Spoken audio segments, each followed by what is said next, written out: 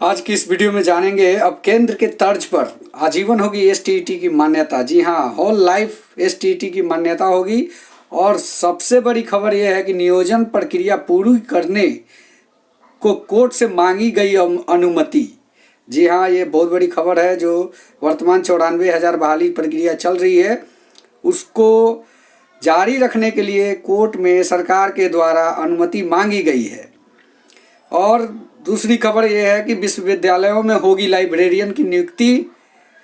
तीसरी जो सबसे बड़ी खबर है वो है आपका बिहार विद्यालय परीक्षा समिति की तरफ से जो परीक्षा स्टेट की ली गई थी उसमें कुछ ये परीक्षा पत्र बुकलेट फाड़ने की बात जो सामने आई थी। सेंटर पे जो भगदड़ हुआ था उसमें जो शामिल परीक्षार्थी थे उनकी परीक्षा रद्द की गई है और प्राथमिकी दर्ज की गई है। परीक्षा बहिष्कार किया था, उन्होंने बाधित किया था। ऐसे में परीक्षार्थियों का परीक्षा रद्द कर दिया गया है। इन सारी खबरों को डिटेल जानेंगे। चलिए सबसे पहले जानते हैं। होगी अब केंद्र की तर्ज पर बिहार में भी आजीवन होगी एसटीईटी की मान्यता, शिक्षा मंत्री ने की घोषणा। जी हाँ, इसका डिटेल ये है कि मतलब है कि सीटीईटी को प्रोस्पेक्टिव इफेक्टेड से लागू किया जाएगा, यानी पूर्व पात्रता परीक्षाओं की वैधता आजीवन नहीं होगी। पहले की जो इनकी पहले की पात्रता परीक्षा है इसको बाद में जानेंगे। सबसे पहले जानते हैं कि नियोजन प्रक्रिया पूरी करने को कोर्ट से मांगी गई है अनुमति। शिक्षा मंत्री ने बताया कि राज्य सरकार रिक्त पदों पर नियुक्ति के लिए दिव्यांग को 4% क्षैतिज आरक्षण के प्रावधान को लागू करने के लिए कृत संकल्पित है। इससे संबंधित कोर्ट में दायर वाद में भी सरकार ने अपनी मंशा को स्पष्ट करते हुए नियोजन की कार्रवाई पूरी करने की अनुमति मांगी है। और गौरतलब है कि सीटीईटी को प्रोस्पेक्टिव इफेक्ट से लागू किया जाएगा, यानी पूर्व की पात्रता परीक्षाओं की वैधता आजीवन नहीं होगी।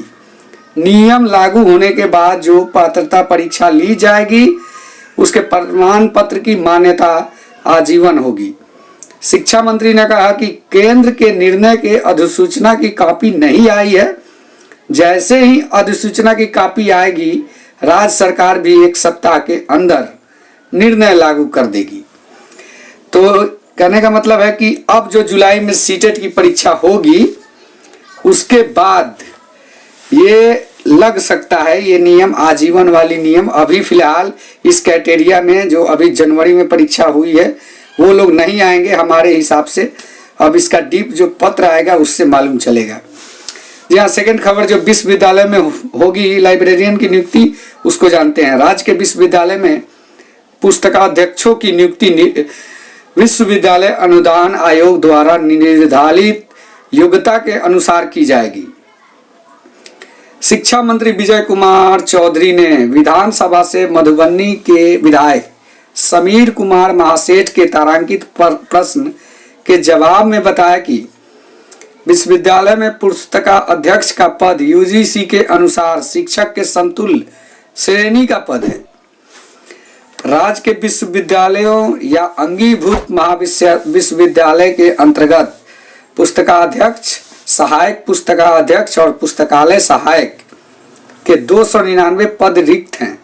राज्य के विश्वविद्यालय और महाविद्यालयों के पुस्तकाध्यक्ष जिनको यूजीसी की योग्यता नहीं है वे सहायक पुस्तकाध्यक्ष व पुस्तकालय सहायक के पद तृतीय श्रेणी के गैर शैक्षणिक पद हैं। जी हाँ, यहाँ पे मंशा अब साफ हो चुकी है कि लाइब्रेरियन साइंस की बहाली होगी। हाई स्कूलों में प्रबंधन समिति नहीं गठित करने पर कार्रवाई। विजय कुमार चौधरी ने मंगलवार को विधानसभा में कस्बा के विधायक मोहम्मद अशफाक आलम के तारांकित प्रश्न के जवाब में बताया कि सभी जिला अधिकारियों को हर विश्वविद्यालय में प्रबंधन समिति का गठन करने का निर्देश दिया। जिन विद्यालयों में प्रबंधन समिति का गठन नहीं किया जाएगा उनके खिलाफ कार्रवाई की जाएगी। नेक्स्ट जो सबसे बड़ी खबर है उसको मैं आप लोग को दिखा देना चाहता हूं कि ये यहाँ पे आप देख सकते हैं कि बिहार विश्वविद्यालय समिति ने एक विज्ञप्ति जारी की है। उसमें कहा है कि एतद द्वारा माध्यमिक शिक्षा पात्रता परीक्षा STET 2019 से संबंधित परीक्षार्थियों को सूचित किया जाता है कि जिला पदाधिकारी गया के पत्रांक 144 दिनांक 20/1/2020 द्वारा बिहार विश्वविद्यालय परीक्षा समिति को प्रतिवेदित किया गया है कि 28/1/2020 को माध्यमिक शिक्षा पात्रता परीक्षा 2019 में प्लस जिला स्कूल गया केंद्र संख्या 2113 पर प्रथम पाली में निम्नांकित अनुक्रमांक 106 परीक्षार्थियों द्वारा परीक्षा में बाधा उत्पन्न करते हुए अन्य परीक्षार्थियों के OMR उत्तर पत्रक एवं उपस्थित पत्रक फाड़ने के कारण विरुद्ध केंद्र अधीक्षक द्वारा स्थानीय थाना में प्राथमिकी दर्ज की गई है। ऐसे परीक्षार्थियों जिनके द्वारा परीक्षा का बहिष्कार किया गया, बाधित किया है, ऐसे परीक्षार्थी को उनकी परीक्षा रद्द की जाए। यही इस कॉपी में लिखा हुआ है और ये 106 परीक्षार्थियों के रोल नंबर है जिसको आप देख सकते हैं। इनकी पूरी जो वैधता है परीक्षा की वो रद्द की गई है। अगर इनका रिजल्ट भी हो रहा है तो ये अब वैध नहीं है उनका रिजल्ट, क्योंकि इनकी परीक्षा ही रद्द कर दी गई है। आज के लिए जो अपडेट हमारे पास था वो यही था कि अब जो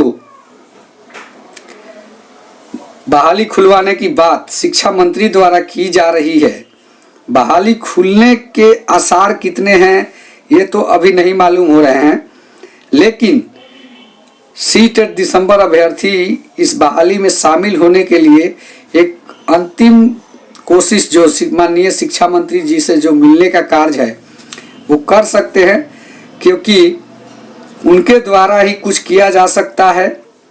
अभी अगर LPA का डेट नहीं मिला है और जब इनके द्वारा एक विचार व्यक्त किया गया है कि कोर्ट से अनुमति मांगी जाएगी चाहे मांगी गई है, तो इस दरमियान अगर मिला जाए तो कहीं हो सकता है कि ये कुछ सीटें दिसंबर के पक्ष में भी कुछ कहें, ताकि इनकी क्या मंशा है ये भी जाहिर हो सकती है कि करेंगे कि नहीं करेंगे, कि कोर्ट में ही हम लोग को जो मिलना रहेगा वही मिलेगा। ये सारी चीज़ें कोर्ट से ही क्लियर होते दिख रही है और इनकी मंशा होगी तो हो सकता है कि कोर्ट के डिसीजन आने से पहले मौका प्रदान किया जाए इनके द्वारा। तो एक बार मिलना इनसे हमको उचित लग रहा है। इस पर आप लोग विचार कीजिए और कमेंट कीजिए। तब तक के लिए बने रहिए हमारे चैनल से और कमेंट के द्वारा आप लोग बताएं कि मिलना कहाँ तक उचित रहेगा। धन्यवाद।